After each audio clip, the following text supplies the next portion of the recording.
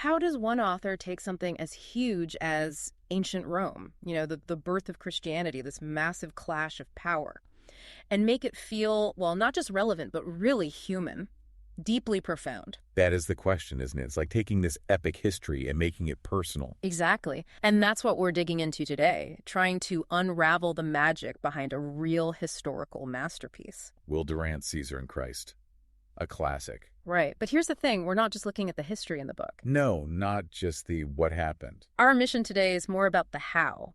How did Durant actually build this narrative? How did he manage to engage people, inform them, make them think? We're focusing on the rhetorical moves, the strategies that gave the book its impact, its lasting power. And just so you know, you are experiencing a unique two-host AI conversation powered by Google's NotebookLM for deeper, more dynamic book analysis. Okay, so to really get Caesar and Christ, we need to set the stage first. Okay. Talk about Durant himself. Good starting point. Who was he? Well, Will Durant was a major American historian, philosopher too. Best known for that massive series, The Story of Civilization. Ah, yes. Heard of that one? His reputation, built on really deep scholarship, decades of it, but also, and this is key, a commitment to making history accessible, not just for academics. For everyone. Pretty much anyone curious. And this combination, the academic rigor, the philosophical view that really builds his ethos, his credibility. And didn't he win a Pulitzer? He did, yeah. Shared it with his wife, Ariel. Yeah. So, you instinctively trust him. He feels like a reliable guide from page one. Beyond Durant himself, though, the timing. He wrote this during World War II, right? 1944. Yeah, exactly. And you have to think about what that meant. The world was, in absolute turmoil. Civilization's literally crumbling. Precisely. So these huge questions about collapse, rebirth, power, faith, how societies even survive, they were incredibly resonant, urgent even. And that must have seeped into the book. Oh, profoundly. It ripples through the whole narrative. His look at Rome falling, Christianity rising, it just hits differently when you consider the backdrop of the 1940s. Okay, so given that intense context, who was he actually writing for? Was it a purely academic audience? Not at all. Durant aimed much wider. Think about curious general readers, maybe people just starting to get into history, anyone really fascinated by how politics and religion intertwine. So a pretty broad church then. Definitely. And he managed his language carefully. It's sophisticated, sure, but accessible. He avoids overly academic jargon, but doesn't sacrifice depth. That sounds like a tough tightrope to walk, keeping it deep but also readable. It really is. The challenge is, simplifying without making it simplistic, engaging people without being sensationalist. How did he manage it? I think mainly through clear, compelling storytelling, but always grounded in solid research. His purpose wasn't just listing events like a chronicle. Right, more than just facts and dates. Much more. He wanted to inform, yes, but also to create meaning from it all. From Rome, from Christianity, to get people reflecting on where Western civilization actually comes from. So narrating and interpreting. Exactly. Fostering appreciation, understanding, not pushing an agenda, not being dryly instructive. He wanted you to feel the history, its weight, its lessons. And the subject matter itself.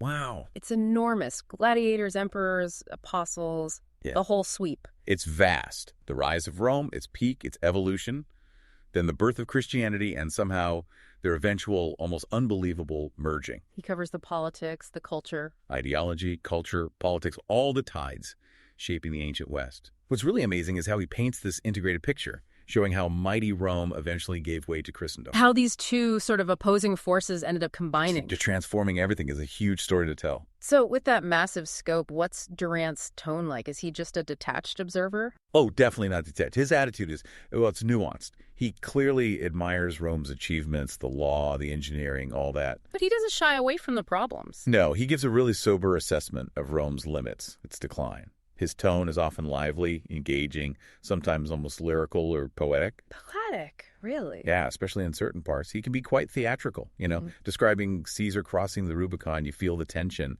Then he can shift, become deeply contemplative when he's exploring Christian philosophy. So it's a dynamic voice, keeps you hooked. Very much so. It pulls you right in. Okay, we've got the context, Durant, the time, the audience. Now let's get into the nuts and bolts. How does he actually do it?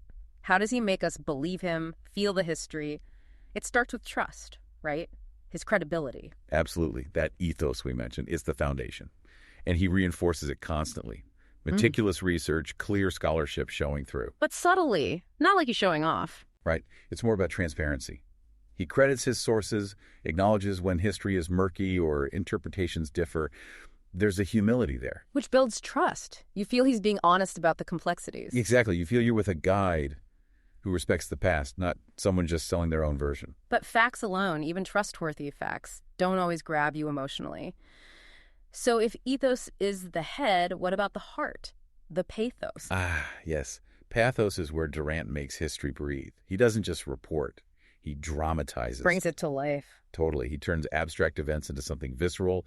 You feel the agony of Christ or Caesar's burning ambition, almost like you're there. Like through stories, quotes. All of that. Compelling personal stories, those powerful historical quotes, the die is cast, and really evocative metaphor. On the torch metaphor. Yeah, Rome passed the torch to Christianity. It simplifies a huge transition beautifully. These aren't just fancy words. These aren't just fancy words. They humanize everything, make it immediate.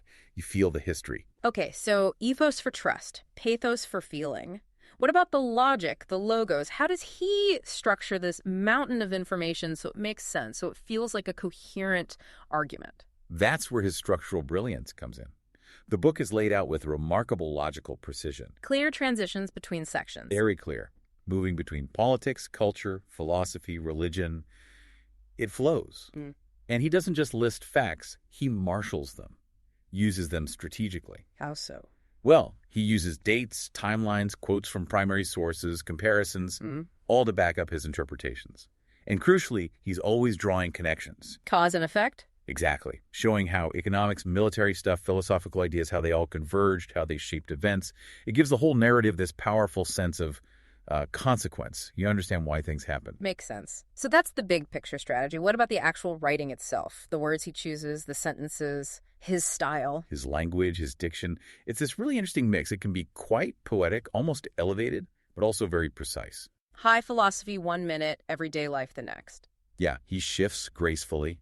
He can discuss really deep ideas about human nature, then describe the grit of Roman daily life. And crucially, he avoids academic jargon. It's elegant prose, but it's accessible. So complex ideas don't feel intimidating. Right. That's key to reaching that broad audience we talked about. And his sentences, I noticed they vary a lot in length. Is that deliberate? Oh, absolutely. It's a core part of his syntax, the sentence structure. He uses it for rhythm, for emphasis. How does that work? You get these long, flowing sentences that kind of mirror the sweep of history, pulling you along.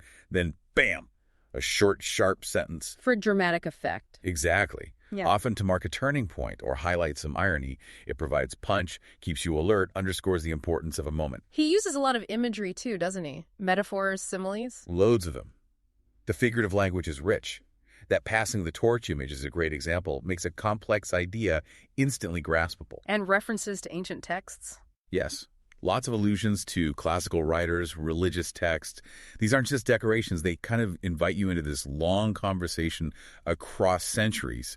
Makes the history feel connected, ongoing. Okay, so how does he organize the whole thing structurally? Is it just the straight timeline? The main structure is chronological, yeah. Starts with Rome's origins, moves through its peak, then into Christianity's rise and the empire's transformation. Logical progression. But not just chronological. No, within that timeline, he groups things thematically. You'll get sections focusing on art or politics or daily life or faith. It shows that civilization is multifaceted. Right, not just one thing after another. And he makes sure the key moments, the big turning points like the Republic falling or Christianity really taking hold, he highlights those with real rhetorical flair. Makes them stand out. Which brings us to what feels like the core comparison, maybe the central device of the whole book, Caesar versus Christ. Yes, absolutely central. It's the intellectual backbone, really. He constantly juxtaposes them. Not just the men, but what they represent. Exactly. Caesar embodying temporal power, empire, law, conquest. Christ embodying spiritual power, faith, love, sacrifice. Polar opposites, almost. In many ways. But Durant uses this structure to show not just their differences, but also their strange, unexpected convergences. How Rome eventually becomes Christianized. So the contrast actually reveals a connection. Precisely. It shows how these two monumental forces, seemingly so different, together shaped the West. It's a brilliant way to frame the narrative and draw out its biggest themes. As we break down how Durant crafted this masterful book, it really brings to mind the kind of focused reflection we aim for with our mindful moments on our YouTube channel. We use AI book analysis there too, hoping to inspire deeper reflection and rational thought. That makes sense. It's all about digging deeper than the surface narrative. So, stepping back, looking at the whole achievement, did Durant actually pull it off? Did he achieve his purpose with Caesar and Christ? Oh, I think unquestionably, yes. He delivers this incredible synthesis of Roman and Christian history. He makes that argument that Western civilization is born from both empire and faith really convincingly. It's more than just a history lesson, then. Much more. It's an invitation to reflect on where we came from, the meaning of it all. It's intellectually stimulating, sure, but also kind of aesthetically satisfying to read. It sticks with you. And did it work for that broad audience he was aiming for, the non-specialists? I think so, yes. The style, the structure, the clarity, it's all geared towards making this accessible without being shallow. Scholars can appreciate the depth, but general readers aren't left behind. He found that sweet spot. He really did. It's engaging, clear, but still feels substantial. What about the foundations, the logic, the evidence? Does it hold up? Generally, yes. The arguments are coherent, they flow logically. He builds his case using classical texts, archaeology, other scholarship. And he's honest about uncertainties. Very much so. When the evidence is thin or historians disagree, he tells you. That transparency just adds to his credibility, doesn't it? You feel he's playing fair with the past. One last thing, though.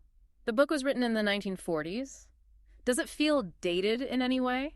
Does it reflect the views of its time? That's always a crucial question with older histories.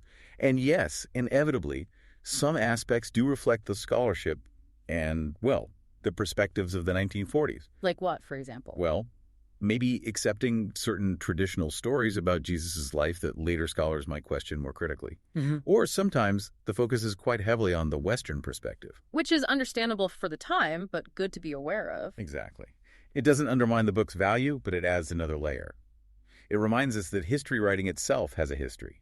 Durant's approach is still remarkably insightful and respectful, though. So wrapping it all up, what's the key takeaway about Caesar and Christ's enduring power? I think it boils down to Durant's rhetorical mastery. He uses his ethos for trust, pathos to make us feel it, logos to make it coherent.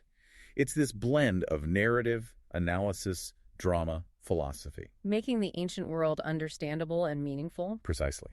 He shows that how you tell history is just as important as the history itself. That's why it still resonates. That leaves us with a really interesting thought, doesn't it? If history is partly about the telling, how much does the way a story is told, its rhetoric, shape how we understand the past, even across centuries? Yeah, and what other big stories, foundational texts, maybe even the things happening now, show that same dance between the temporal and the spiritual, between power and belief? And could understanding their rhetoric help us navigate them better? Lots to think about there. Definitely. Well, if you found this deep dive stimulating, you'll definitely want to explore Mindful Moments on our YouTube channel for more AI book analysis. And check out our other podcasts, too. They all aim to inspire reflection and rational thought. Good stuff to chew on. Click the link on screen for the in-depth book summary of Caesar and Christ. And hey, subscribe if you haven't. Share this with someone else who loves history or thinking deeply. You can also purchase the book through our link. Supports the analysis. And as always, remember to think critically.